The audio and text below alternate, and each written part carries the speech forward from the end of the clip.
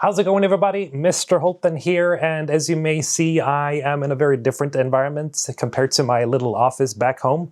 That's because I am in California, I'm in Los Angeles, and I was so very kindly invited by Wizards of the Coast and Hasbro and Archetype Entertainment to to attend here for Exodus. Of course, you guys know this game that is very similar to a certain game that I covered very much on the channel, of course Mass Effect, but this isn't Mass Effect. It's kind of similar in many ways, but yeah.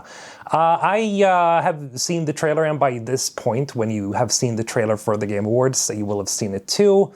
And personally speaking, this has me like pretty excited, and not just saying that to be nice to the people who invited me here, but I have to say that I'm genuinely excited for this franchise and this universe overall, because I mean, it's like, if you've read all the extra material, for example, the Archimedes Engine book, if you have read the tabletop handbook, if you've read the official encyclopedia that I've read several times, you will know that this game is like pretty incredible in scope. Like, the universe itself is pretty incredible in scope. And if you haven't seen them already, like, check out some of my lore videos. I am planning on making more lore videos, but I just want to mention, if you haven't seen any of the lore, you should definitely check out my videos. At any rate, so I've talked to the devs from Archetype. Not all of the devs, mind you. I've talked to Chad Robertson, I've talked to Drew Karpyshyn, the big man, the lead writer that also wrote, a lot of the main story for Mass Effect 1 and 2. We have also Chris King, that is, a very important aspect as well to things like gameplay and stuff. So I've spoken to 3 of the leadership from Archetype, and they're incredibly cool guys, I gotta say. They're super chill, super fun to talk to and be around. And I went over some questions that I asked them that I tried to prod them for a bit to get some, answers about this game, things that we might be a little bit unsure of still. And while I can't really give like any specific big answers, because they're very like tight-lipped on things like spoilers, and understandably, I mean, there's, as you saw, like the game is releasing sometime early 2027, so they don't want to give too much away. But we have some additional stuff that I feel like I find value in, so I hope you guys find some value in this too. So one question that comes up a lot is like, what is the, how's the scope of this game? Like, what is the general scope? Like, for example, like how many hours will this game be in total? And they didn't want to give me like an exact number here, but I think it was Chad who said that this game is going to be like similar or rivaling like other modern day like RPGs. So, I'm thinking, of course, like Mass Effect 1, 2, 3, maybe like Baldur's Gate 3, like games like this where like it can take a certain high amount of hours to finish the main story, but then there's going to be extra stuff to, do aside from that, like, a lot of exploration and side missions. And speaking of exploration, that's something that also Chris King, reiterated on, is that exploration is actually a very key thing here, because I know a lot of you have been asking, like, okay, so because we travel to different planets, right? So you would assume that there's going to be some form of exploration. Now, the main story, like, is supposedly, it looks like, from what they try to tell me, is that it's like, it's a pretty tight storyline, but it's still pretty long. So, I would expect, now I'm just guessing here, so this is not a number they've given me, I'm just assuming here, but I'm guessing like maybe like a, 20 to 30 hour main story, maybe twice as much if you do all the side content. And again, like, speaking of exploration that Chris wanted to reiterate, the fact is that it's a key part of the game. So it's not just, you do the main story and that's that it's going to be a ton of exploration and stuff to do. So I'm thinking, it's probably going to be one of those games where, and again, like, I've only seen as much as you guys have seen. Like, I haven't seen the actual gameplay or anything like that. I've only seen this trailer. But from what it seems like, this game is going to be very focused on like having maybe explorable zones. Think like, again, sort of like Baldur's Gate, Mass Effect 2 and 3, I would say. Probably not so much as Mass Effect 1, because you have a lot of desolate planets, with the Mako. And the same thing with like Mass Effect Andromeda, you have a lot of, space to cover and stuff like that. So, and that's open world. So this is not open world, but there's going to be exploration. So there, that automatically to me means like explorable sections. And again, that's coming from me, right? It's not coming from them, but that's the thing, like that's the idea that I'm getting out of them. Also, one thing that Drew Karpyshyn wanted to reiterate was how pretty much amazing the companions are going to be. And the thing is, I kind of trust his word here, because the thing is, it's Drew Karpyshyn. The guy knows what he's doing, and he was, with BioWare for some of their greatest games. So I would say, and he essentially is, I'm paraphrasing here, but essentially said that like the companions and the characters are the ones that you remember. They're the ones who stick to you. That they're the ones that the fandoms really like, buzz around and like, solidify in gaming. The characters are really the ones you remember, and the characters in Exodus are going to be like pretty incredible, it seems like. And as far as I know, like it looks like they're going to be really memorable. But I actually asked all three of them like what their favorite things are, and like basically all of them had this idea that companions are for sure like one of the like more important things about the game that I think most people are probably gonna fall in love with. There is, as may have seen in the trailer, an octopus in an armor. That's the awakened octopus we could see in the official promo art a couple of weeks ago. And she's called Salt. So it's a female, and she's called Salt. And that's all I know. But apparently, according to like Chad Robertson, it's like his favorite thing about the game, like one of his favorite things about the game. Maybe not the specific thing, but like he finds her extremely memorable, and she kind of looks like it. I mean, like that clip where she's like, I don't know, shooting her big main gun or something. It looks badass as hell.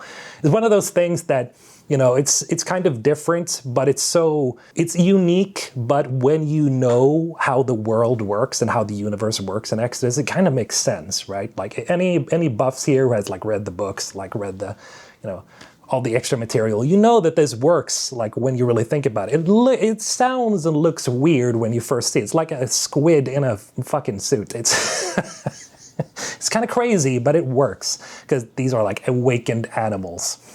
And you saw that too, right? There's like a talking orangutan. What the hell is up with that, right? But again, like, there's a lot of these crazy things, especially about the awakened animals. That's something that they also talked about. That's, their favorite things is how much effort they put into like the awakened companions and things like that. Or not the awakened companions specific, but because, well, we have one companion that we know of that is Salt, that's an awakened. I don't know if there are more awakened companions, but awakened, I should say, characters. That's something that they put a lot of thought and work into for sure. But that's what Drew said, essentially. That's his big thing. It's going to be really focused on characters. And there's apparently going to be like, of course, we assumed this because of the time dilation aspect. There's going to be a ton of like, a lot of tragedy probably. Like it sounds like it. They didn't say tragedy. Maybe I'm paraphrasing again here because I didn't like really write up what they said. I'm just, remembering from yesterday. But essentially, there's going to be a lot of heavy moments, not just one or two. It's going to be quite a few that are going to punch you in the gut.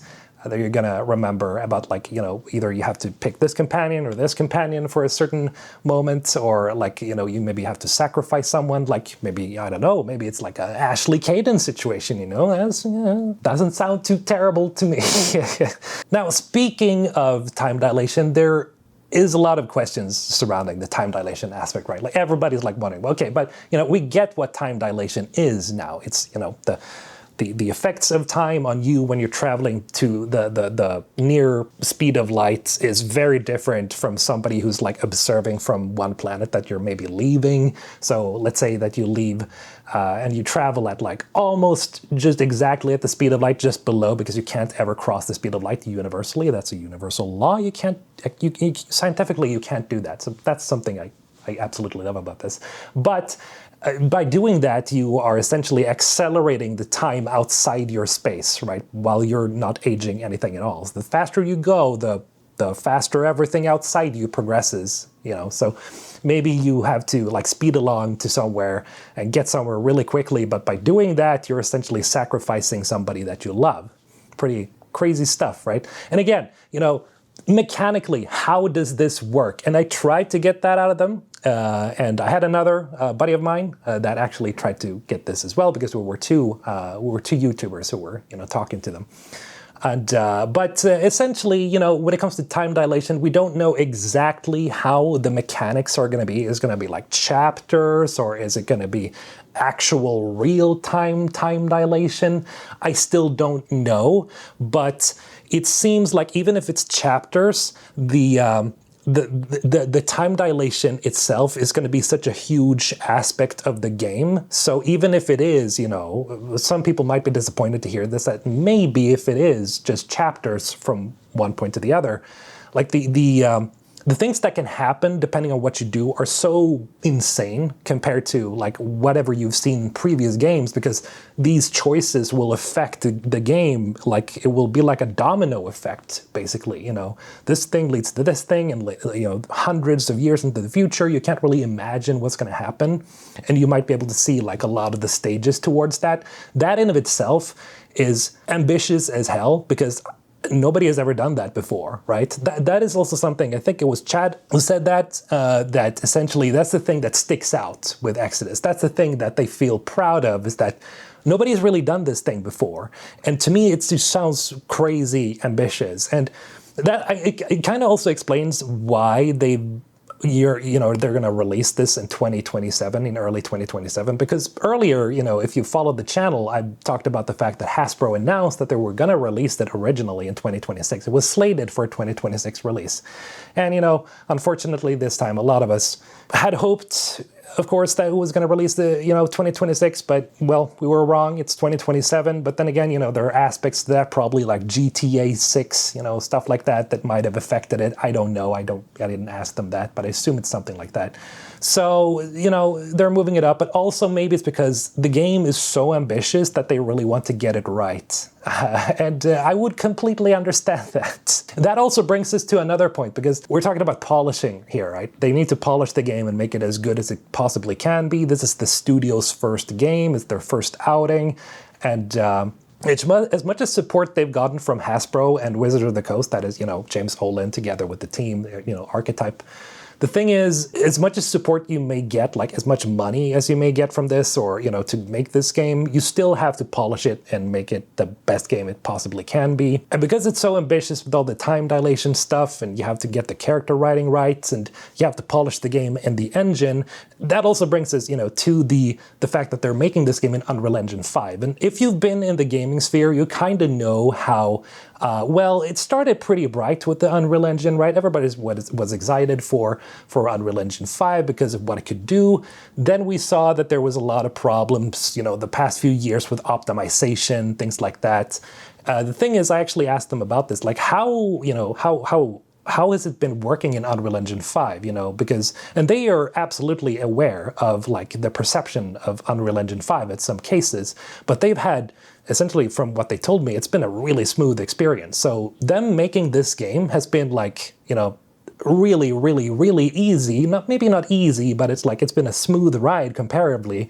And so they also talked about, I think it was Chad as well that said this, that they could start off with a bang, essentially, when they started making this game, because it had, Unreal Engine 5 had so many assets and things like that they can use to start building and prototyping the game. I think it was Chad and Chris that actually said that they could get a prototype for the game, like 1.5 years in. That's pretty impressive, getting a game up and running in that short of a time. So apparently it's been really smooth. And so at the end of the day, when they were talking about this, it kind of dawned on me that this is probably going to be one of those more polished Unreal Engine, 5 games.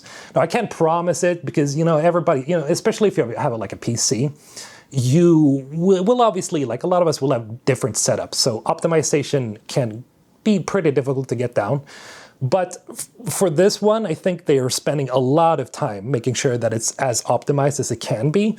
They talked about the fact that, for example, for PlayStation and console, they really, like PlayStation and Xbox, they really wanted to make sure that they could play this game as early as possible through the prototyping. So it's not like, they're choosing one platform over the other. They're really developing the game together, through the entire process for all platforms. So it's not like they're picking like PC over console, and it's not like they're picking console over PC. They're like, that's why it's kind of also, I understand why it's taking time, because they need to make sure everything is as optimized for all the platforms as it can be. So that's a good thing to know as well. I was pretty happy to hear that there's been a smooth experience developing the game.